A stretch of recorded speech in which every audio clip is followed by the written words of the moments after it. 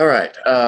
Last week we were introduced to chemical bonding and nomenclature, and we based our nomenclature on the ionic model. I'll expand that a little bit. Yep.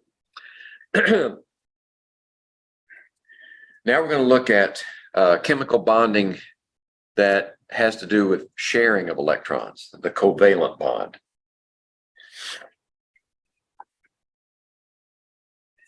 And we've got several topics to cover, so I can't dawdle. The key differences between the two models are that ionic bonds always form between a metal and a nonmetal. Covalent bonds usually form between nonmetals. You can get, remember the periodic table where that jagged black line dividing metals and nonmetals. Elements that are right next to that line, sometimes they act like metals and sometimes they act like nonmetals. So that's why this statement is usually formed between nonmetals, because if you get just one element to the left of that line, you're in metal territory, but you're still in what we would call metalloids. And they can also behave like nonmetals. So the covalent bond can form between a metal and a nonmetal, but the metal has to be very close to the nonmetal side. Ionic bonds involve electron transfer. You have to completely remove an electron from one atom, send it to another one. That forms the ionic bond. And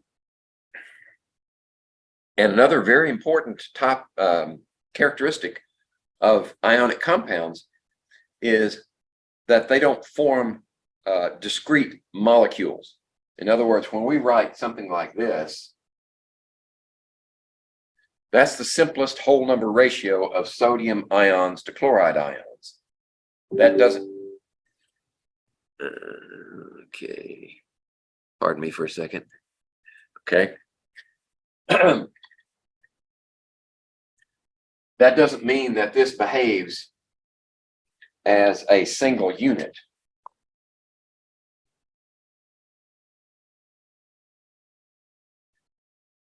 With ionic compounds, we have what we call a crystal matrix, where we have an aggregate of cations and anions, and the ratio of those cations to anions, whether they're 100 of this one and 100 of that one, or a billion of this one and billion of that one, this is the simplest whole number ratio of those ions.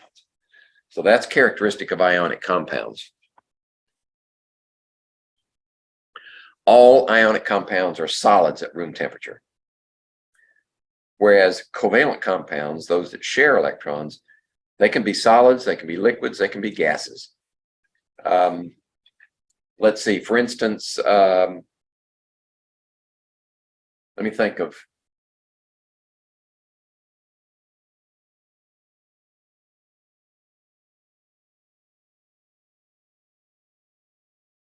well, my mind is stuck on elements right now instead of compounds. I'll tell you what, rather than waste your time trying to think of one, we'll get to them as we proceed through the chapter. Ionic compounds that are soluble in aqueous solution will conduct electricity. And remember, whenever you're trying to send an electric current through some substance, you have to have mobile charge carriers to move from one electrode to the other. Otherwise, you don't get a current. So that's where ionic solids in aqueous solution behave as conductors, right?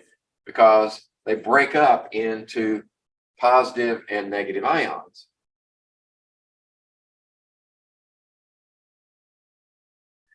Now you can carry a charge from one electrode to the other. those same ionic solids that are not in solution cannot conduct electricity. So a solid crystal of sodium chloride is an insulator because the charges are not mobile. They're locked into that crystal structure. Whereas covalent compounds usually, not always, but usually produce non-conducting solutions. There are some notable exceptions. Any of the covalent compounds that are acids will dissociate, at least partially. Right? If you have an acid with this starting proton and then something behind it, A can be anything, then what it will do is it will dissociate into those ions in solution. Now, it depends on the strength of the acid. If it's a very strong acid, then it will completely dissociate and behave almost as well as an ionic solid in solution. If it's a weak acid, then you'll only get part of these ions, and it will be a weak conductor of electricity also. But there are a whole host of covalent compounds that will go into solution but will not conduct electricity, such as table sugar. Table sugar is a covalent compound, sucrose. It'll go into solution readily. It's very soluble, but it will not conduct electricity because when it goes into solution, it does not form ions. There's no charge carrier with that compound. Okay. The covalent bond. That's at the heart of every covalent compound. It results from two atoms, at least two atoms, that share electrons. Now, they have to share electrons because if they're two nonmetals, they have a very strong attraction to electrons, both of them. So neither side is going to give up, but they can find a middle ground where the electrons are shared between them and they can form a bond. In fact, covalent bonds are very strong. Here's the simplest example of all is two hydrogen atoms. When they come together, they each have, remember our Lewis dot structures. They each have only one electron. So when they come together and form a bond, those two electrons are shared between the two. Now, if you remember your electronic configuration, right, each one of them has like that. Well, if we share electrons, then this hydrogen thinks it has two electrons. Right? It thinks it's like that. And this one also thinks it's like that. So what has a 1s2 electronic configuration? Helium. So just like the ionic compounds, when they're tending toward and they want to have this electronic configuration that's common to noble gases, if they can get, for instance, that octet, will give many of them the valence electron octet will give them the noble gas configuration. And you can also get that effect from covalent bonds, ionic bonds, covalent bonds. They're tending toward that noble gas configuration.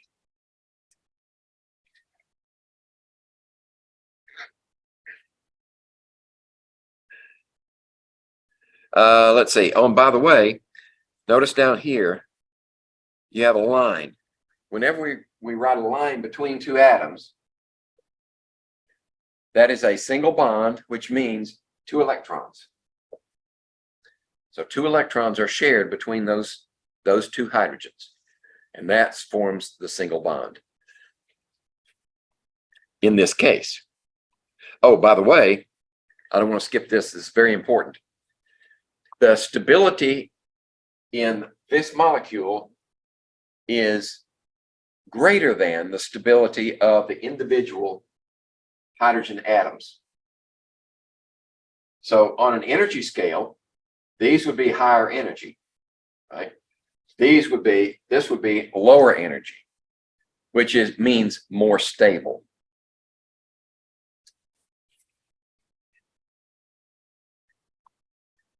Let's see, I'm going to need a new marker. Got one in my pocket. Yep. Okay. So I did this one already on the board. The Lewis dot structure, the notation for hydrogen, one electron for one hydrogen, one for the other. They share those two and form a bond. And that's the way you would write them in the Lewis notation. Okay. You have to share electrons between similar or identical atoms. So what we mean by similar is they're close to one another on the right-hand side of the periodic table. They're nonmetals and they're neighbors. They don't have to be right next door, but they have to be in that same general area. And that means their similarity is they attract electrons.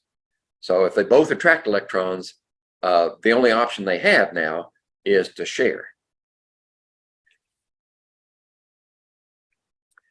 Okay, when we draw the Lewis dot structure and we put a line between the atoms, those are bonding electrons. Those are shared bonding electrons. So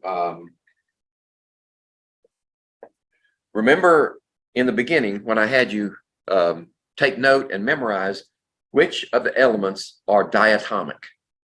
That is, they always occur as pairs of atoms. Fluorine is one of them. All right, so when it forms a molecule, right? This is a discrete unit. When it forms a molecule, we put the valence electrons around it and find that each fluorine has 7 valence electrons because it's a halogen. And there are 2 electrons right in here, right? Like that. Only we draw a line. And by drawing a line, we distinguish between bonding electrons and non-bonding electrons. These are non-bonding pairs of electrons. Sometimes they occur as single electrons, but most often they try to pair up. All right. Oh, sometimes they're called lone pairs.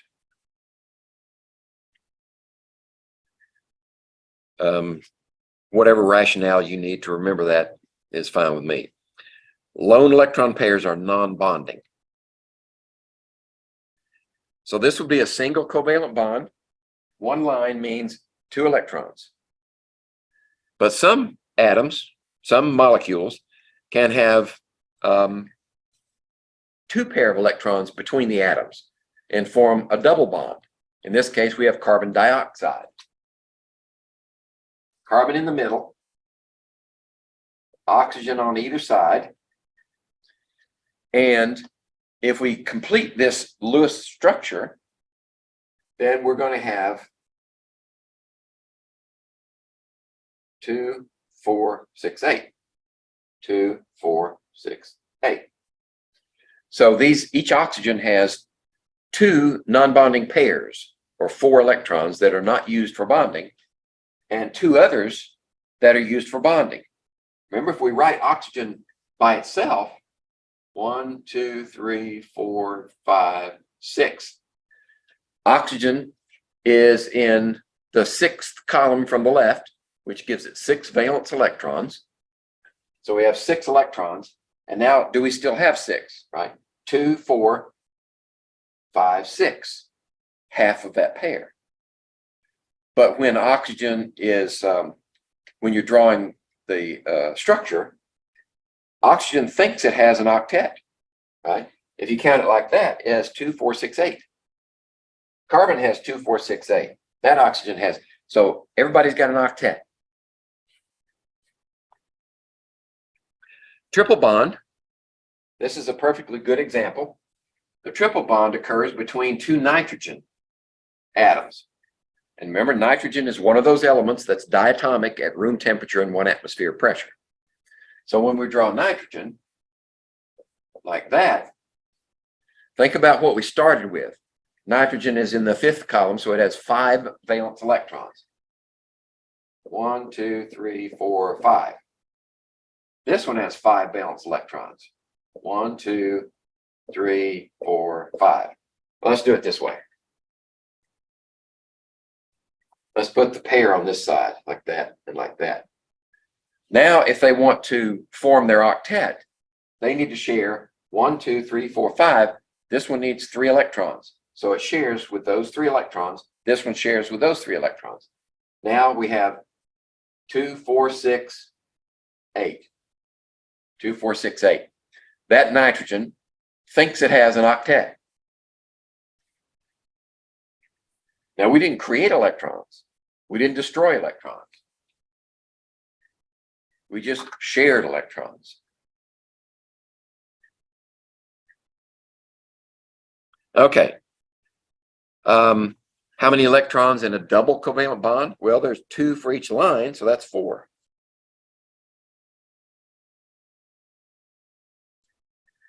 Okay. Most non-metal elements have a strong tendency to form a specific number of covalent bonds. That helps you when you're in a hurry to check yourself and see if you're giving the atom the correct number of bonds that it normally would form. Nitrogen, in this case, prefers to form 3 bonds, right? Because it has 3 unpaired electrons that it can share. But that's not the only way that it can share 3. It can form 3 bonds. It can form 3 bonds like this. Right? So nitrogen still has 3 bonds. And it's perfectly happy. Oxygen tends to form 2 bonds. Right? If we do it like that, there's 2 bonds. But if we do it like this, it still has 2 bonds. That's water. The halogens tend to form 1 bond. So if we write fluorine again, like that, but fluorine can also form a bond with hydrogen. Right? 1 bond for the halogens. There's oxygen. It can either form 2 single bonds or 1 double bond. Nitrogen can form a double bond and a single bond. As long as it's got 3, it usually completes the octet for a nitrogen. And carbon usually forms 4 bonds. And the fact that you can form 4 single bonds, a double and 2 singles, 2 doubles, or a triple and a single makes carbon very useful for forming large numbers of different types of compounds. The sign-in sheet's right over here. Yeah, I've got 3 on Zoom. Okay, so carbon, since carbon forms so many different types of bonds related to its total of 4, that's why the organic chemistry, the organic industry, particularly the synthetic organic chemistry, is so huge, because you can form so many different compounds with just the carbon backbone.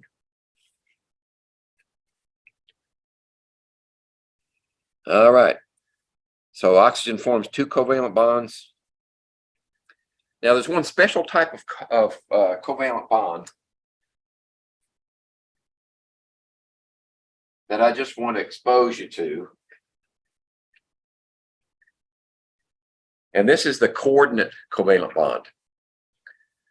The coordinate covalent bond is a covalent bond. And after the bond forms, you cannot tell how it got there, not by any experimental means. What you have to do is deduce how it became a coordinate covalent bond. So let's define what is a coordinate covalent bond. A coordinate covalent bond is one in which, if we just say X and Y, a coordinate covalent bond is formed when both electrons that form the bond come from one atom. So this one donates both of them to make a bond between those two. That's a coordinate covalent. So once the bond forms, there's no way to tell where those electrons came from. You have to deduce from the reaction, the possible reaction itself. All right, here's an example. If we have that compound on the left, which should be, well, in aqueous solution, that would be hypochlorous acid. And we want to form another bond with oxygen. Well, see, the chlorine's already got an octet. Notice it's got 2 here and it's got 3 lone pairs. So it's got an octet. But oxygen's got 6 electrons. It wants 2 more. So what it does, under the right conditions, it forms a bond with that chlorine using the chlorine's 2 electrons. Now that doesn't hurt chlorine at all because it's still got an octet. But now oxygen also has its octet. And after it forms, there's no way to tell where those electrons came from. We have to know what they were before they bonded.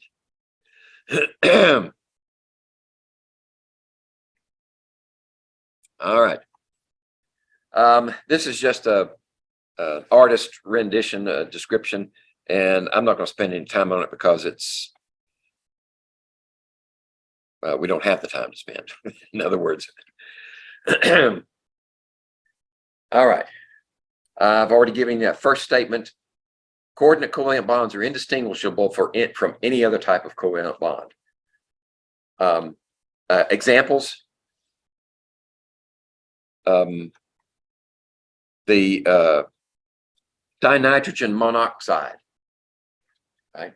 If we say this compound and we want to draw the structure, by the way, that's nitrous oxide or laughing gas. We could say that it formed from that plus this. Okay? So what it does is it takes these 2 and forms a bond. Now we haven't depleted nitrogen any, but we've made oxygen. It's octet.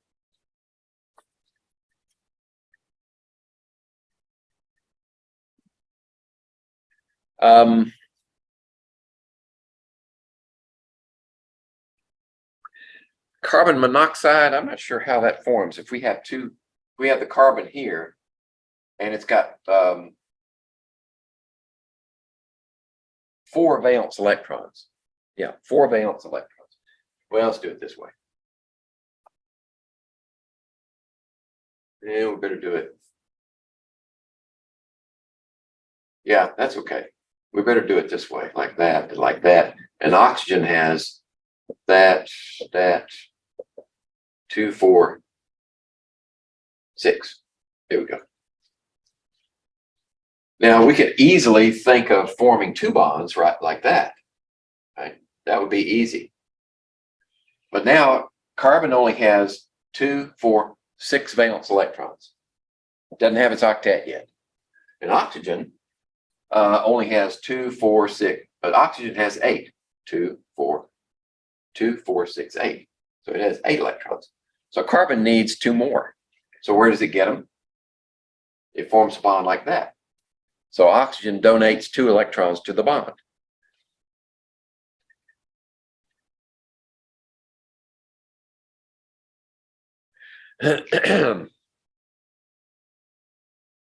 All right.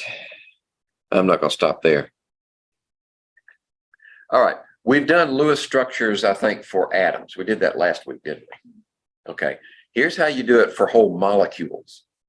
To write a Lewis structure for a molecule, you need the correct formula for the molecule. In this case, SO2, sulfur dioxide. And the first thing you do is count up all the valence electrons that they have as individual atoms. So sulfur and oxygen are both chalcogens. They each have 6 electrons. So that means you've got 18 total valence electrons. That's where you start. The next thing you do, you have to decide, all right, which atom's in the middle? Which is the central atom? And typically, well, this is sort of logical. You could theoretically put sulfur out on the end somewhere, but for balancing, sulfur is best in the middle. Plus, if there's any doubt, remember we're using the ionic naming convention, which puts the cation first and the anion second, if this were ionic. But we carry that concept over into covalent bonded compounds by saying which one is more electronegative. The more electronegative one, it takes the anion position or the second position. And oxygen is above sulfur, which makes it more electronegative. It's more toward the ionic in character than sulfur. So sulfur would come first. And then you write the compound. See, we have 18 electrons, and you write it with a single bond in between. I do it like that. And then you subtract 4 from this. -4 equals 14 electrons. Now you have to position those 14 electrons in that molecule. You start from the outside and work your way in. So 14 will be 1, 2, 3, 4, 5, 6, 7, 8, 9, 10, 11, 12.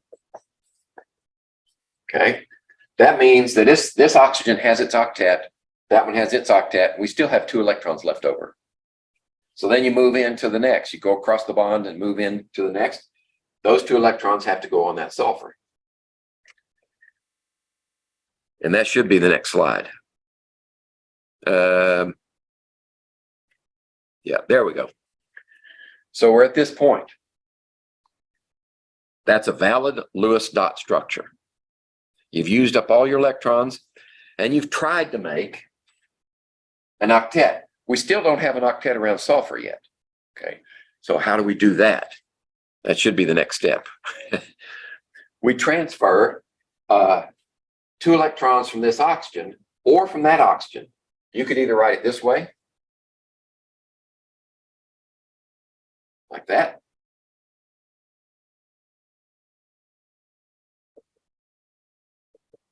or you could write it like this, the other side.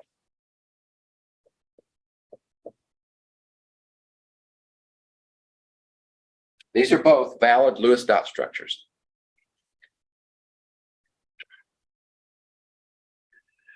And then it says count the electrons to be sure you didn't create any or destroy any. Okay. Examples. How about the Lewis dot structure for hydrogen? We did that one earlier. The hydrogen only needs a duet because it only has the 1s orbital available to it. So the dot structure for hydrogen would just be 1 line between them. 1 electron from each side makes that single bond. Fluorine, on the other hand, makes 1 single bond, but it has 3 lone pairs for each fluorine because it starts off with 7.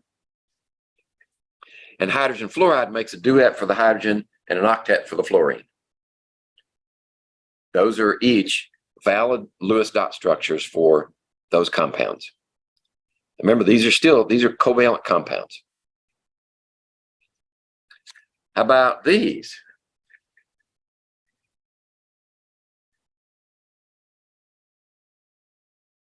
Let's see, which one of these would be worth, how about carbon dioxide? We'll go past ammonia. There's ammonia. And we'll do carbon dioxide. Okay. 4 electrons for this one, and 2 times 6 for oxygen. Right, so that's 12, 16 electrons. Okay, so we put carbon in the middle because it's to the left of oxygen. It's the more positive side. And then we form one bond between the oxygens. So that's 4. 12 electrons left over. So 2, 4, 6, 8, 10, 12. All electrons used up. Now we have to form an octet. Oxygen's already got an octet, but carbon needs one. So we're gonna balance. We could theoretically take 2 of these pairs and make a triple bond on that side. But for reasons that I haven't explained to you yet, it's better to balance. So we'll take these 2 and these 2 and put them over here. So we're actually forming one of those bonds on this side and one on this side. They're coordinate covalent bonds because both electrons were donated from one side. Did I lose somebody? Yeah, I did. Lost somebody.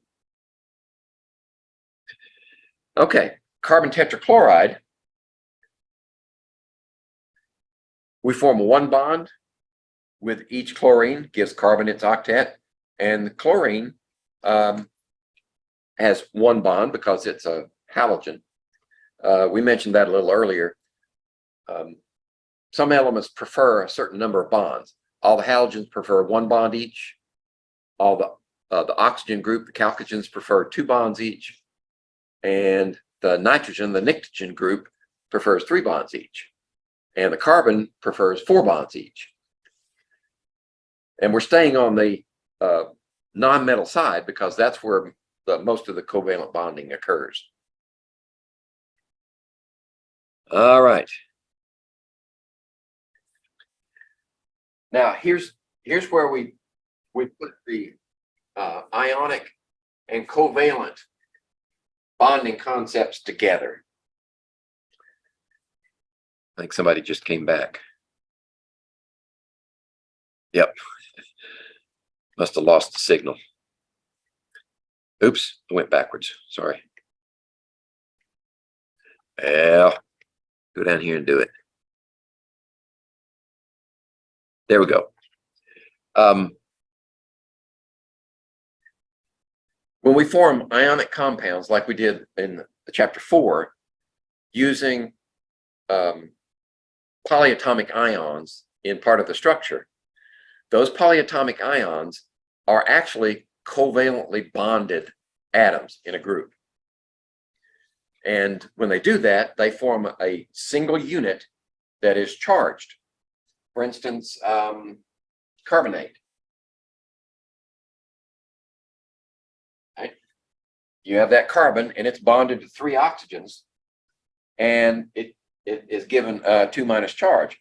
These act as a single unit because they're all very strongly covalently bonded.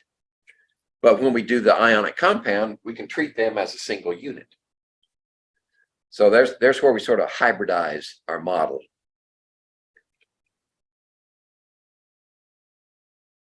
Here we go. So when we draw a Lewis dot structure for an ionic compound,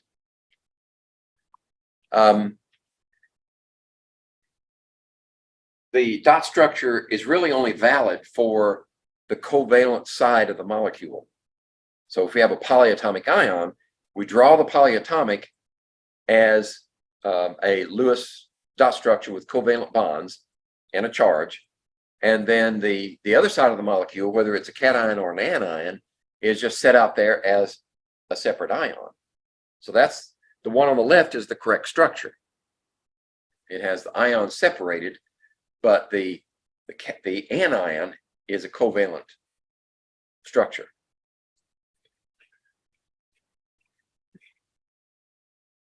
And when you draw these, let's go ahead and do this one. Carbon has 4 electrons. Oxygen has 6 times 3, which is 18. 18 and 4 is 22, but we've got 2 extra electrons here. So it's actually 24 electrons total. So we put carbon in the middle, and we have an oxygen, an oxygen, an oxygen. So that's 6 equals 18. So now we do 2, 4, 6, 8, 10, 12, 14, 16, 18, all used up. So now what we need to do is form a double bond with carbon. We can do it with any one of these 3 oxygens, right? If we just choose one, like that. But all 3 of them are valid. And we haven't talked about the concept of resonance yet, so we'll just say that's good for now. And when you draw that structure, now in order for it to be valid, it has to have the charge. Okay, you can't just leave it like that. Otherwise, if you go in and look at it, charge balance wise, it's not neutral. Okay. How many valence electrons are present in this polyatomic ion? Well, sulfur and oxygen are the same. They have 6 each. So 5 times 6 is 30 plus 2 is 32. Oops. Yeah, there it goes. And it even gives you the structure. So that's your sulfate polyatomic ion. Now, the value, one of the values of the Lewis dot structure is it helps us say something about the geometry of a molecule. Now, do we cover we covered polarity yet? Molecular polarity, right? If we say water is like this, it has this structure. The molecule is polar in this direction, right? Positive on this end, negative on that end. Do you remember that one? No. Okay, this is brand new stuff. Okay, that tells me what I need to back up, slow down. What we're trying to get at is polarity of molecules. It's kind of like a magnet. A magnet has a north and a south pole.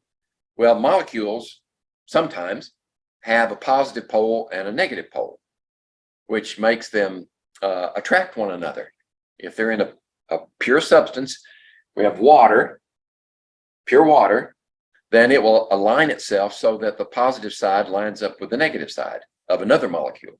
And that gives it an attraction between the molecules. Well, we need to know 2 things in order to determine the polarity of the molecule. One is, are the bonds polar? Right? We haven't talked about that yet. But then once you know that, what's the geometry of the molecule?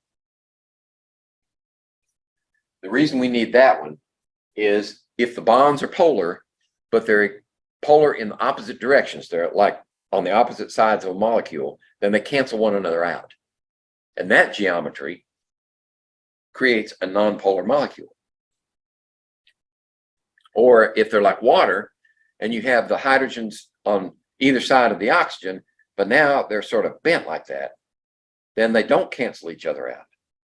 They combine to make a negative in the oxygen direction. And so those are the 2 factors we have to consider when we're talking about polarity. And using this information, we go to this theory, the VSEPR theory, which stands for valence shell electron pair repulsion.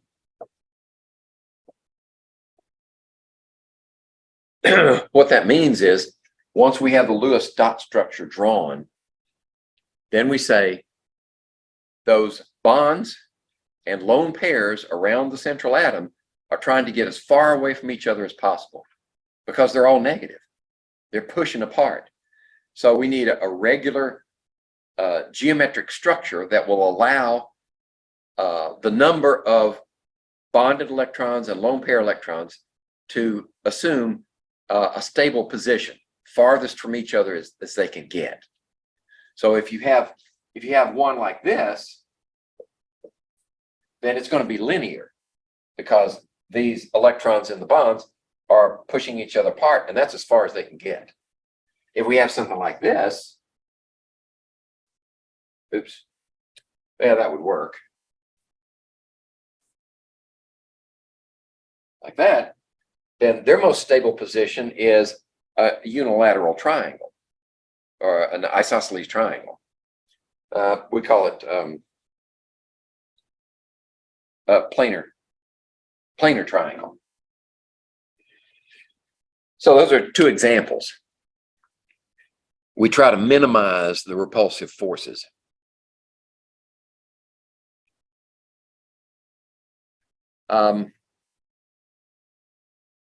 And also what we do is if there are double bonds in here like that, we count that as a single unit. So there are only two. If there are two around the central atom, it's linear.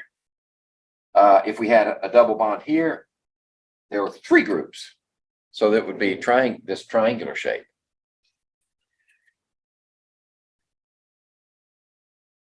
Okay. So first thing you have to do, of course, to use the model is to draw the Lewis dot structure. Right? That's why it's important to learn how to do that. And then you take the Lewis dot structure and determine the number of groups of electrons around the central atom. Now, what this means is for very simple molecules, you'll have one central atom. For larger molecules, you can have various centers of geometry. And I'll try to stay away from that for this course because we don't have time to go in depth. And count the number of bonding electrons as groups, the bonding groups, and does it say? There's no distinction. And non-bonding groups. Okay. So if you have something like this, where we have ammonia,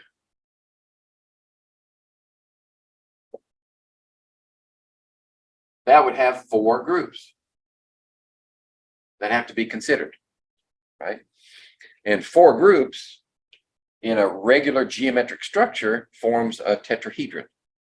It goes like, let's see, this. There's one in the back that forms that regular structure. And then nitrogen's in the middle. So we would have maybe a lone pair here in the back, and then each one of these would be a hydrogen. Okay. And that's where we use the number of groups to predict the structure. Now, the first thing you do is predict the electronic structure. That is, what is the arrangement of the electron groups? In this case, it would be tetrahedron.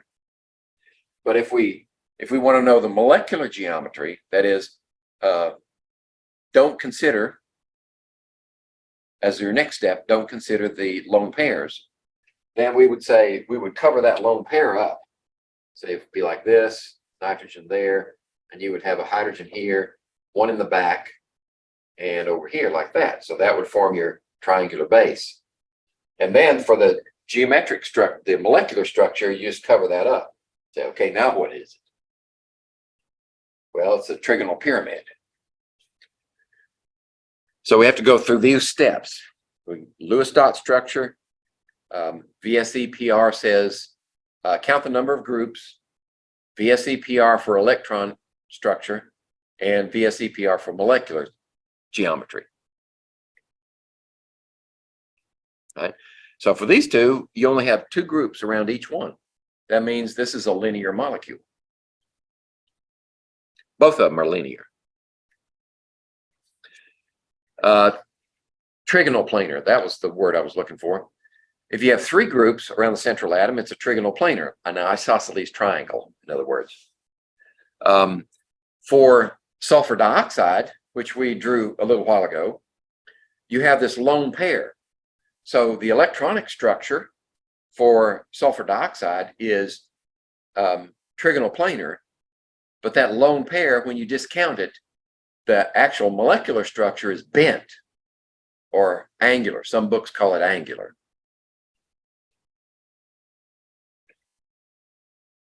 There's your tetrahedral structure for electronics. Methane, CH4, that first one, is a tetrahedron. It has no lone pairs, so the molecular geometry is also tetrahedral. Whereas ammonia, you have a one lone pair that gives you a trigonal pyramid as a molecular geometry. And for water, you've got two lone pairs. So even though the electronic geometry is tetrahedral, the molecular geometry is bent.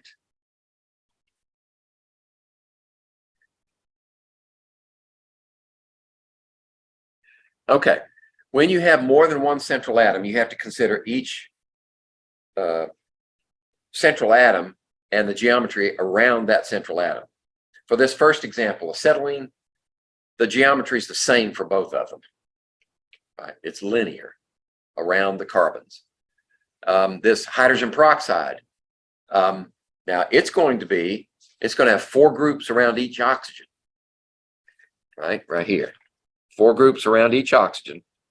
So that means its electronic structure around that oxygen is tetrahedral. But if we cover up those lone pairs, we get a bent structure.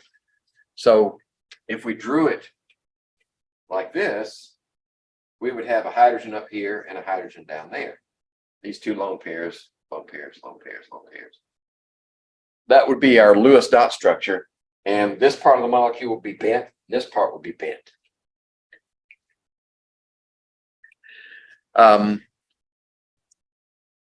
Now for this hydrogen azide, it has 2 different central atoms. One nitrogen close to the hydrogen and one close to the other nitrogen. And around the nitrogen on the left, you have a trigonal planar electronic structure, but when you cover up the electron, your molecular geometry is bent.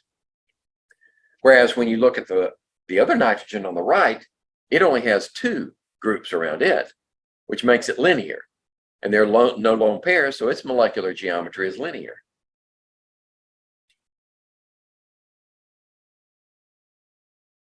Okay, those are derived from that previous slide. Now, we've talked about regular geometric structures that we can use depending on how many groups are around the central atom. If we put it in a table, like we say groups here, it's electron groups,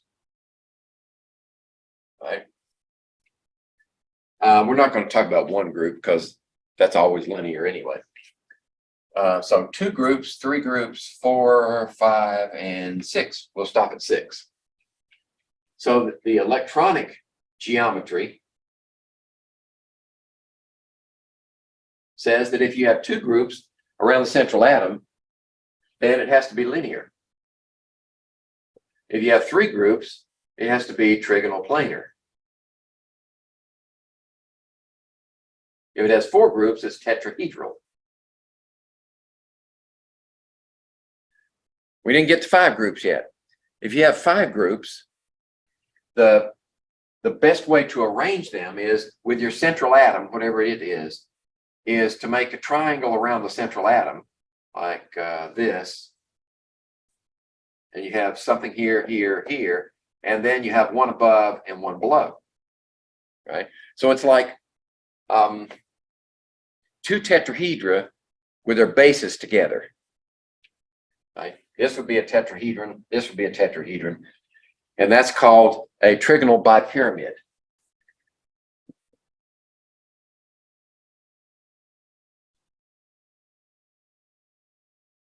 Now we're still talking about electronic geometry, right? We haven't got to molecular yet. If we have 6 groups, then you sort of take the trigonal bipyramid, and instead of putting a triangle around that central atom, you put a square around it. And then you have something up here and something down here. And so if you remember your geometry, this would lead to a regular geometric structure called an octahedron.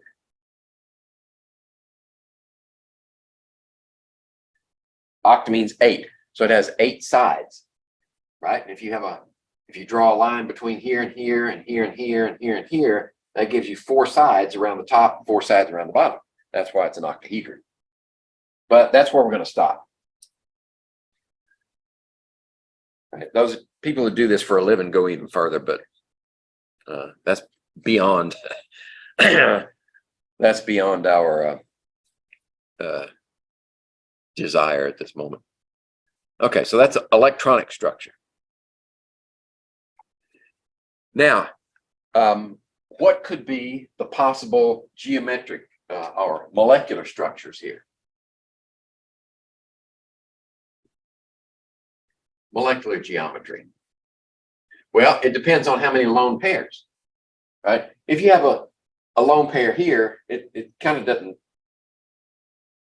make any sense because you've only got the 3 atoms, right? Like that, like that. If you have those 2 groups, right, it doesn't make any sense. It's going to be linear no matter what. So that's an easy one. If you have a trigonal planar and you have 1 lone pair, right, 1 lone pair means that now you're going to have a bent molecule or an angular molecule. Right? If you have like this, and then like this, like that, then you cover that one up, and you got a bent. If you have 2 lone pairs, then it's going to be bent. Let's see, this is 1 pair, this is 2 pair, would be linear. Okay. Tetrahedral. Tetrahedral, if you have 1 pair, you're going to have a trigonal pyramid. If you have 2 lone pairs, you're going to have a bent molecule. Right? If you have 3 lone pairs, it's linear again. So we won't even put that one up there. If you have a trigonal bipyramid, here's where it gets tricky. So if you have this triangular central, and then you have something up here and something down here, right? If they're all occupied with atoms, the molecular geometry is, and that goes for all of them.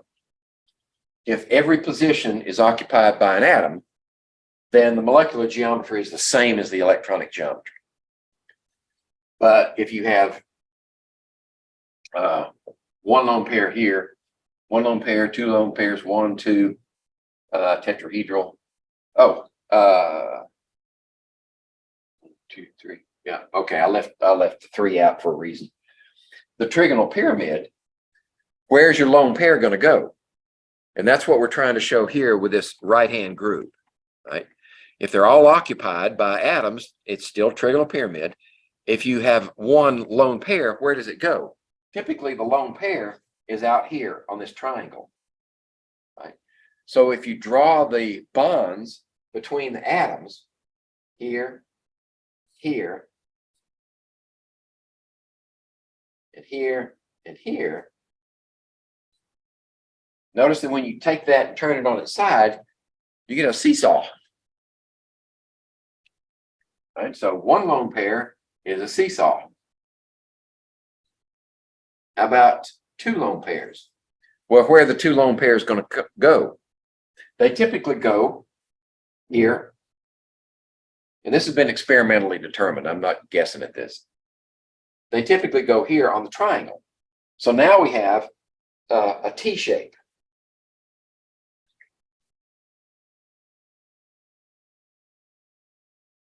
And if we have 3 lone pairs, they still go on here. So that means now we have a linear.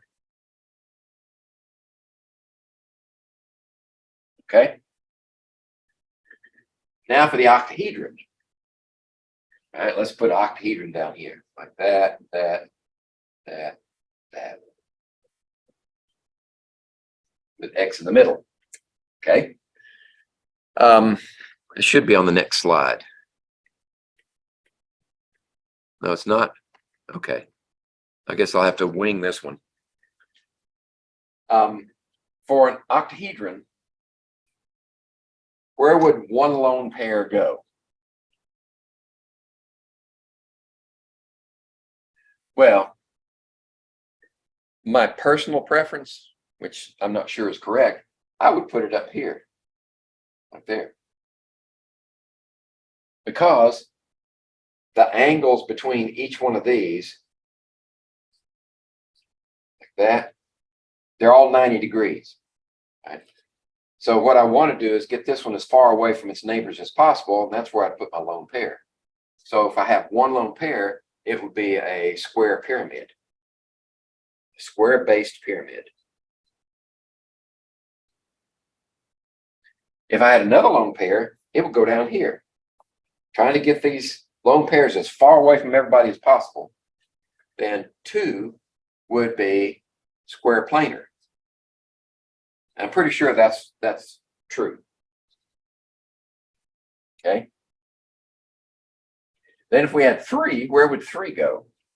Well, it would kind of unbalance things too much to put 3 lone pairs, put these 2 and then 1 here. That would give you a T shape. But I think what happens is these still occupy their positions, and then 3 occur on the square. Well, that gives you a T shape too. So whichever way we go, we get a T shape. And 4 lone pairs would be linear because they would go around the outside here.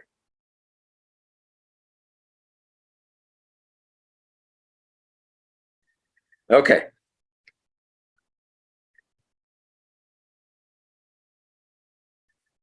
All right, I only have an hour left. Let me see how far along I've got.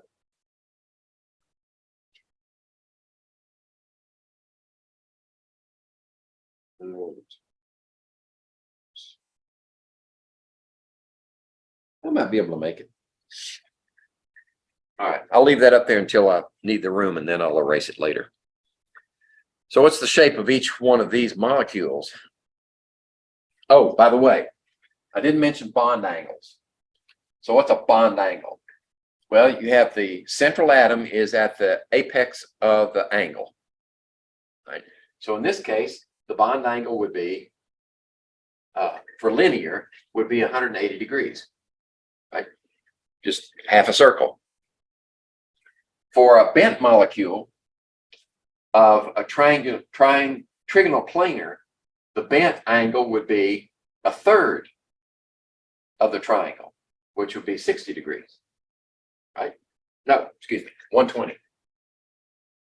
120. Because you need 120, 120, 120 to make 360. Okay? And linear, again, is still 180. Tetrahedral. Tetrahedral is kind of a funny duck. If you have a tetrahedral molecular geometry, then the bond angle is going to be 109.5 degrees. Exactly. Now, here's where students get confused. When we say this is the geometry, this is the outline of the geometric shape that's created by the lone pairs and the atoms. But now we're talking about what's actual bonding between them.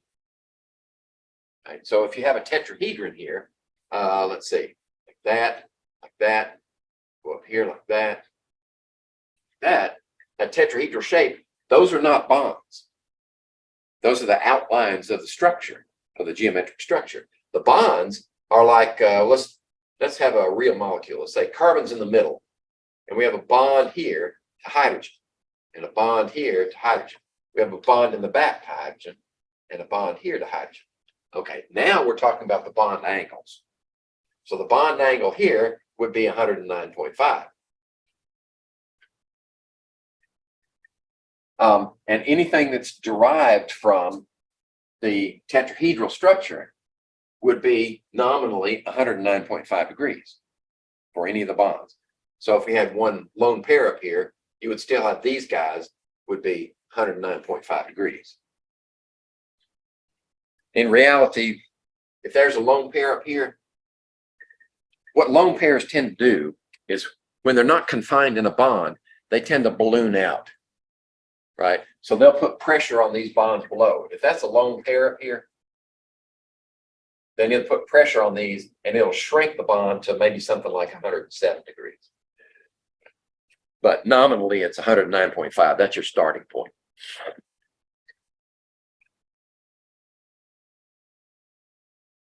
Oh, I got it right. So ammonia has one lone pair. So you put a nitrogen here and 3 hydrogens with that lone pair, it compresses the bond angle from 109.5 to 107. Oxygen even further. Oh, that's not oxygen. That's ozone. Okay, ozone. That's correct. I'm not going to draw the ozone structure because I'm running out of time. Okay, so now how do we determine that a bond is polar? We need to know something about what we need to be able to quantify actually the strength of attraction of any given element, any given atom for electrons. And that's called electronegativity. How strongly does it attract electrons? There have been various systems proposed, but the Pauling system is one that's universally accepted. And the trend in the periodic table for electronegativity is that the very lowest electronegativity is in the lower left-hand corner. Cesium, I think, is the lowest. And the highest electronegativity is in the upper right-hand corner, fluorine. And we don't even count the noble gases because they're complete. They don't want to accept electrons. They don't want to give them up, so they're just kind of left out. So fluorine has the strongest electronegativity at 4.0. Let me see if I've got a table on the next slide. Yeah, here we go. Rubidium, I would have gone down to cesium. Cesium is even lower than rubidium, but that's okay. These electronegativities range from less than 1 up to 4 for fluorine. And notice we've got a trend from lower left to upper right, but we sort of skip over the transition metals. The transition metals kind of do a dip and a dive in the middle, and they each have their own electronegativities, of course, but they don't follow the trend very well. So in this particular slide, we're sticking with the representative elements.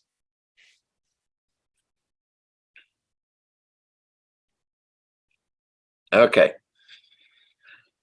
General trend, lower left, upper right increasing. So how do we explain that trend?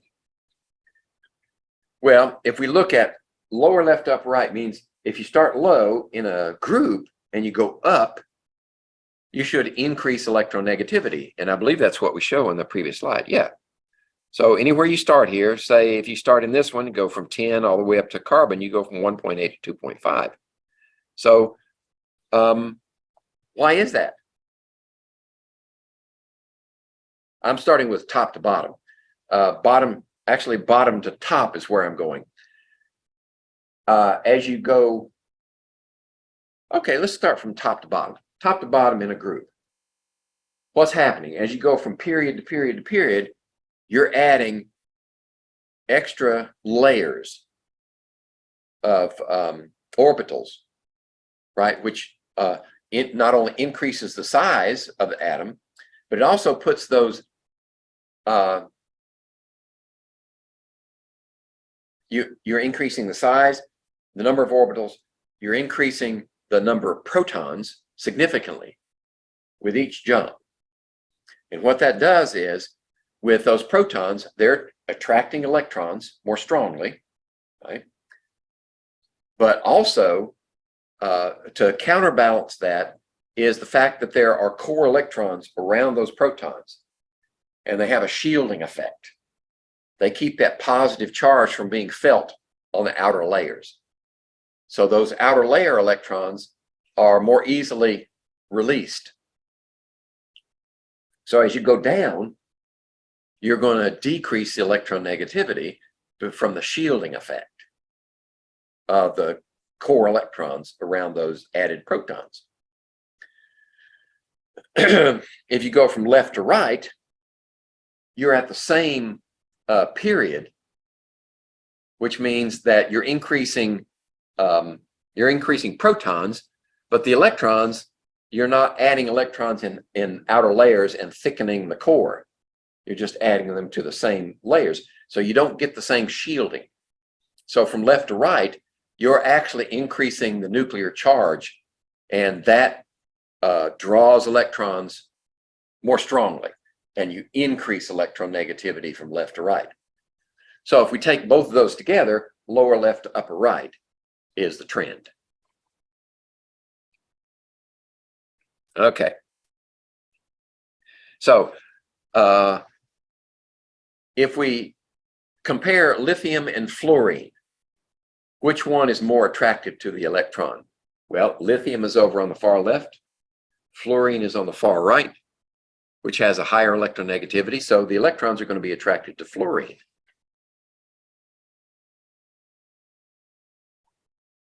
Okay, because of its greater electronegativity. If we have fluorine and iodine reacting, and believe me, they can, we can form a compound between fluorine and iodine. Which one is going to be more attractive? Well, which one's above? Fluorine's at the top, iodine's at the bottom. So fluorine, again, is going to be more attracted to the electrons. It's more electronegative. So out of this group, which one has the highest electronegativity? Well, we have to see where it is, right? Throw helium out, right? It's a noble gas. It doesn't count. Hydrogen's on the left, oxygen's to the right, chlorine's to the right, but it's below. So the highest electronegativity should be oxygen.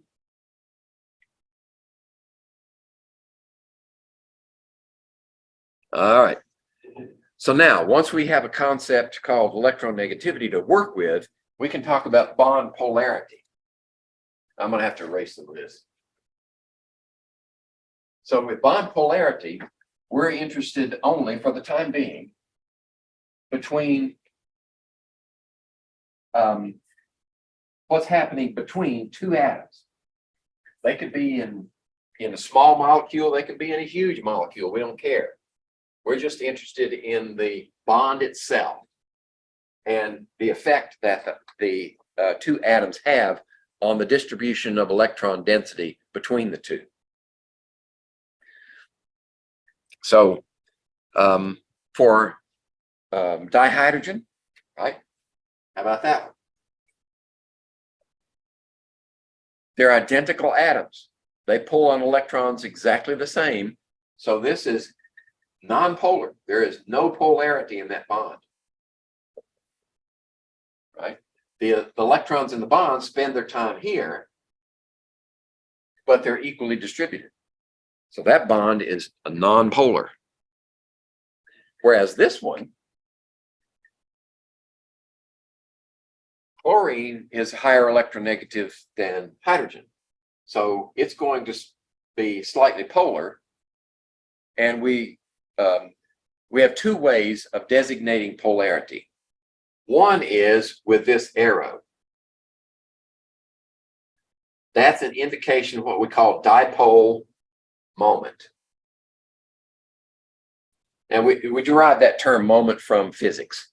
Right? So don't worry about it. Just that indicates that the dipole is toward the chlorine and the arrowhead is the negative side, and this positive tail is obvious. It's the positive side.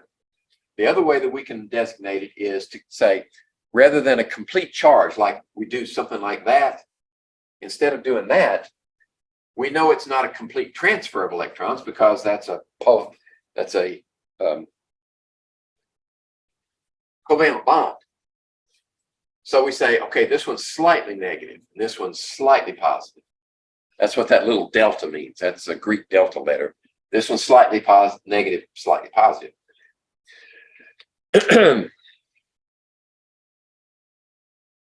Okay. Yeah, your book calls it a fractional charge. All right. Now, how do we tell if the bond itself is to be considered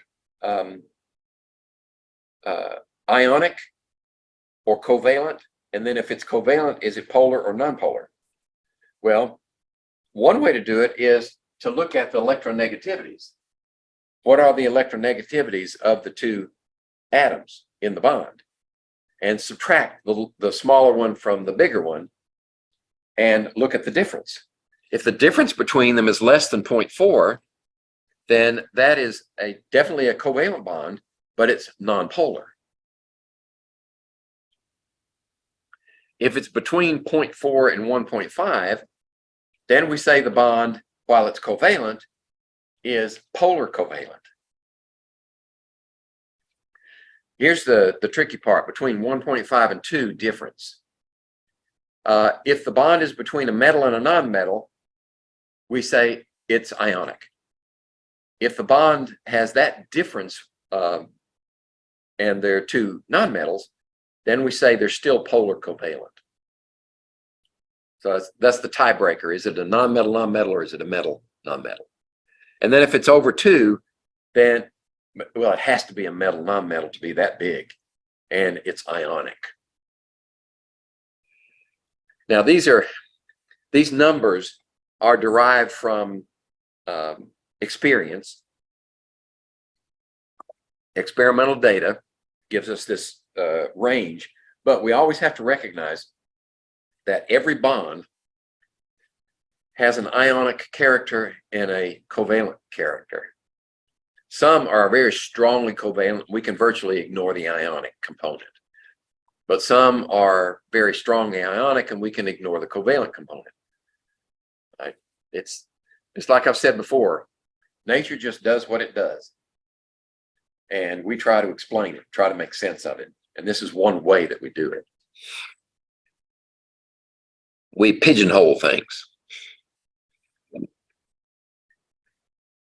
So, if we take the first one, and these different bonds, nitrogen, fluorine, oxygen, fluorine, carbon, fluorine, and we say, all right, let's put them in order of descending polarity. Which one is the most polar first? Since we've got fluorine in each one of them, all we have to do is say, all right, fluorine, how far away are the others from fluorine? Right? The closest to fluorine is oxygen. Right? So it should be the least polar. And the furthest one from fluorine is carbon. So it should be the most polar. That puts nitrogen in the middle. Now let's see if I got it right. And I'm just working from the periodic table and trends. I'm not working from actual numbers. Carbon, nitrogen, oxygen. Okay. The next one was a little trickier because we don't have one of the atoms here was the same element. So if we go with the others, carbon, fluorine, how far apart are they? Well, there are 2 between carbon and fluorine, so it's fairly electronegative. Right? Which ones are right next door to each other? Nitrogen and oxygen are very close. So they would probably be over here. But there's silicon and fluorine. Silicon is below and to the left. So actually silicon and fluorine would be more polar than carbon and fluorine based on their relative positions. So I think they should be in that order. Yep. Okay. How about the last one? Chlorine and chlorine. Well, we know that one is nonpolar, right? So it's going to be the least. There's no competition there. Boron and chlorine, they're pretty far apart, right, on the table. How about sulfur and chlorine? They're closer together. So sulfur and chlorine should go in here, and boron and chlorine should go the most electronegative, simply because of their separation. Okay. All righty.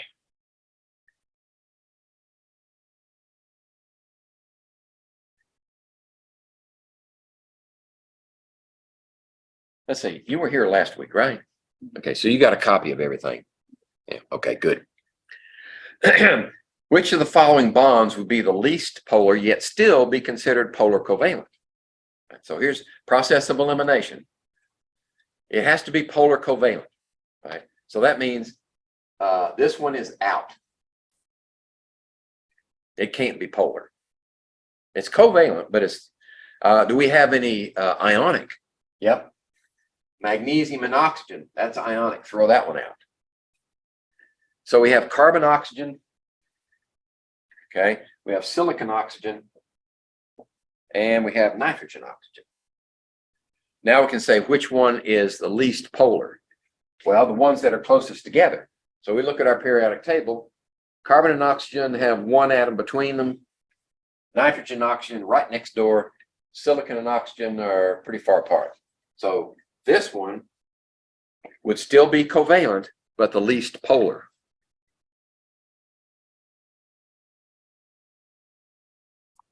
There you go. I didn't realize I had that one animated.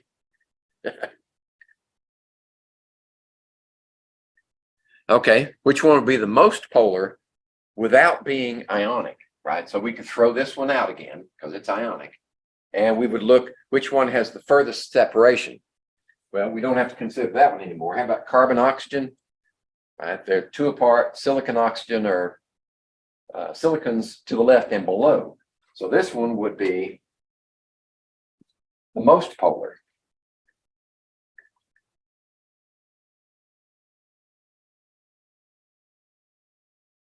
Okay.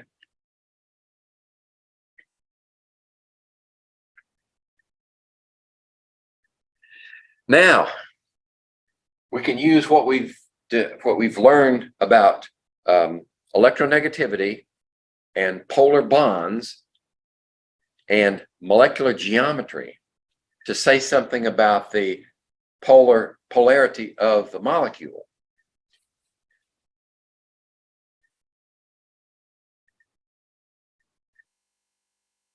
Okay. Polar molecules have an unsymmetrical distribution of electron charge. That's just another way of saying that one side of the molecule is slightly positive and one side slightly negative. And there's that statement again. You need to know bond polarities and you need to know the geometry of the molecule to say anything about the molecular polarity. Here we have polar bonds, but they're exactly opposite and equal in magnitude. So they cancel one another out. Carbon dioxide is a nonpolar molecule. Whereas in these two cases, the geometry of water is bent and the bonds are polar toward oxygen. When we get a situation like that, where we have the polar bonds, we have to use something called vector addition. Right? Linear addition is just 2 + 2 = 4. Vector addition takes into account not just the magnitude, but the direction. So if they're like this, they cancel one another out. If they're like this, then we take the sum of the two, the effect of that angle of attack, and it adds into something like that.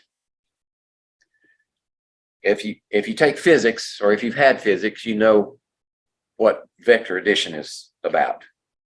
Or if you've had physical science, they may have introduced the topic there. So that's water's case. Hydrogen cyanide is easy because both of the bonds are polar toward the right, and that adds them up to be a linear total of polarity toward the nitrogen.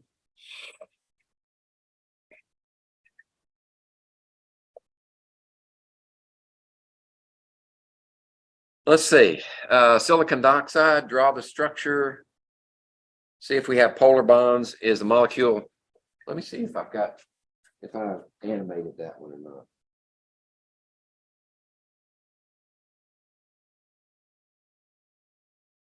No, I didn't. I don't think.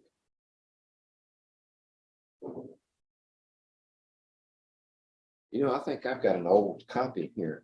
This slide's not even in my hard copy. Okay, draw the Lewis structure for silicon dioxide. All right, so we use our method. Silicon and oxygen. Well, silicon's 4 electrons. Oxygen is 2 each, so that's 6 each. So that's 12, 16 electrons. Okay, so we have silicon, we have oxygen on either side. That's 2, 4. Now we have 12 electrons left. 2, 4, 6, 8, 10, 12. Okay, so we take 2 over here. Right. We take 2 over here. Take another one there. That molecule is linear, isn't it? Does it contain polar bonds? Silicon and oxygen. Yes, they're polar that direction and that direction, but they cancel one another out. So the molecule is nonpolar, right? Well, there's no explanation given, but that's the truth. It's nonpolar because polar bonds are equal and opposite in direction. They cancel. So if we look at, let's see. I want to be sure that I can finish. Let me look. I'm just looking for other topics here. Okay, I'm going to leave this one. You just draw the Lewis dot structures, look for polar bonds, check the geometry, and see if you get an additive effect to give you a polar molecule. Well, that's the only polar one in here. No, there are 2. Excuse me. Yeah, it's a good thing. There are 2 polar molecules there. There are 3 polar molecules. Okay. Water is a polar compound for this one. Why isn't beryllium fluoride a polar compound?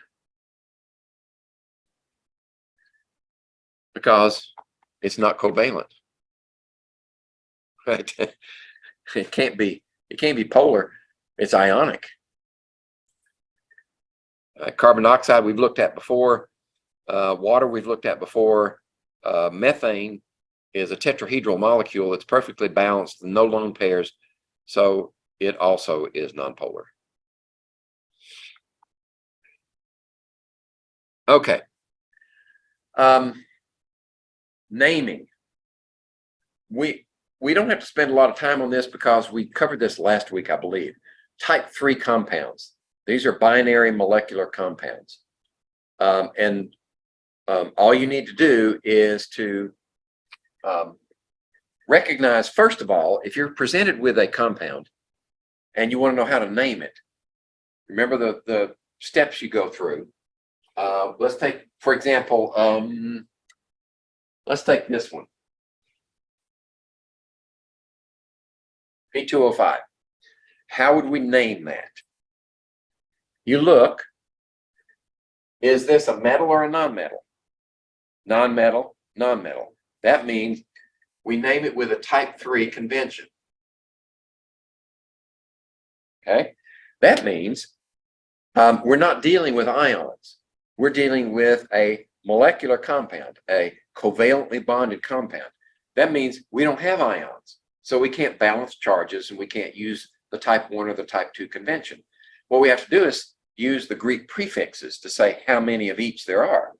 So we say diphosphorus.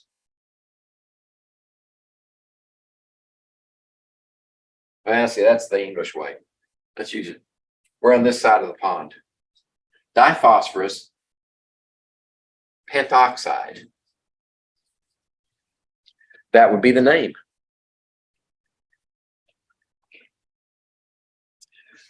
These are some other examples.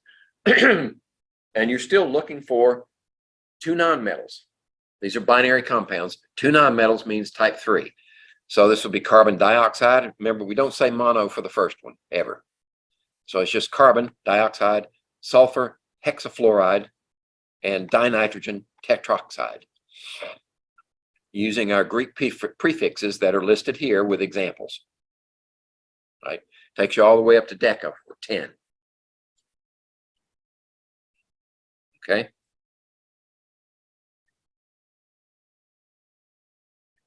Did I mention what do you do if you have waters of hydration?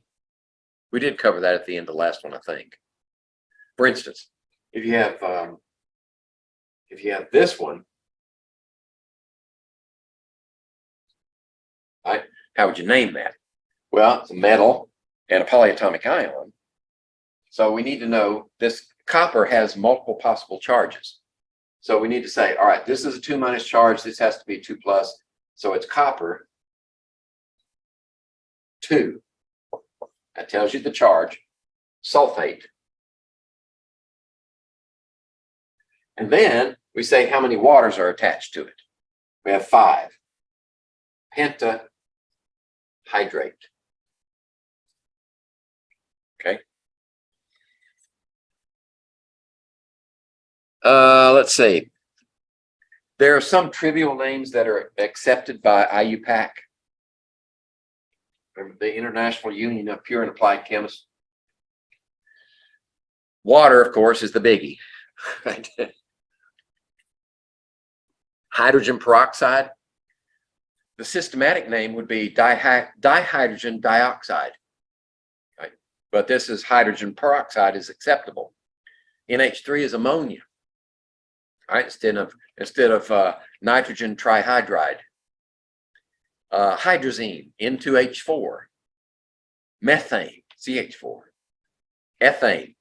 Now, when you're talking about methane, those are carbon compounds. You're getting into organic chemistry, and they have their own set of naming rules. Nitrous oxide, dinitrogen monoxide, or nitric oxide, nitrogen monoxide. Where have you seen nitric oxide before?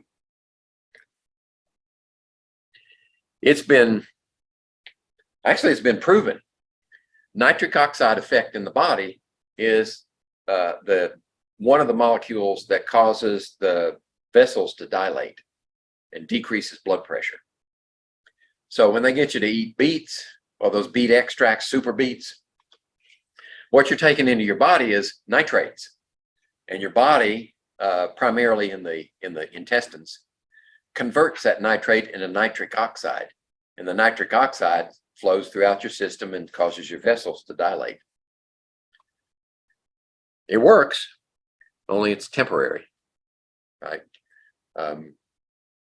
My blood pressure is slightly elevated, so I tried the super beets, and they make them now where they don't taste so bad. And it takes about 15-20 minutes, and I can measure a 10-point decrease in my blood pressure. But after about an hour, hour and a half, it goes away. So you'd have to pop them all day long. Okay, which of the following compounds is named incorrectly? All right, the first one, non-metal. Right, so we just say how many of each. Nitrogen dioxide, that's correct. P2O5, we just named that one. Diphosphorus pentoxide, that one's named incorrectly. Phosphorus trichloride, yep, that's true. Sulfur trioxide, yeah, those are all type 3 compounds. The last one, iodine monochloride. That's true. Those are all true. The only wrong one is B. Oh, we're almost at the end. Good, we got time. So how many concept questions we have? 2, I think. Yeah. All right. So an unknown is thought to be an aqueous salt solution.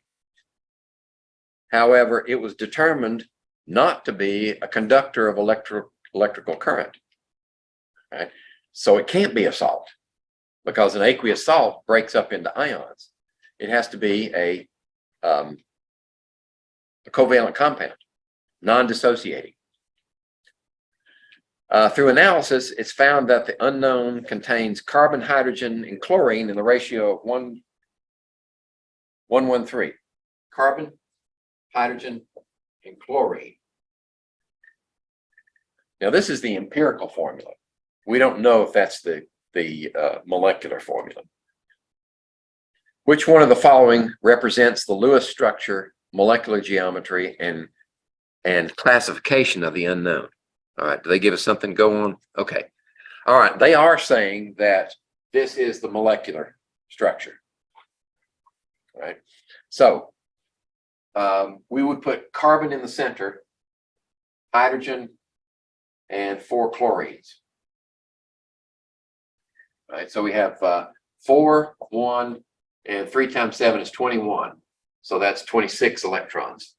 Okay, we've used 2, 4, 6, 8. Which is 18.